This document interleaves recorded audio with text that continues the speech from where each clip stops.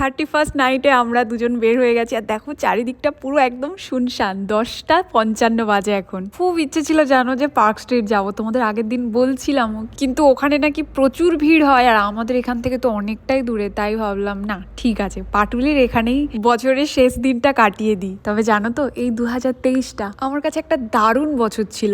নতুন বাড়ি হলো, আমাদের দুজনের রিলেশনটাকে মেনে নিল, আর তোমাদেরকে আমি পেলাম। সামনের যে বছরটা আসছে তাতে যেন আমরা সবাই মিলে হই হই করে আনন্দ করতে পারি। ওখানে কাউন্টডাউন শুরু হয়ে গেছে।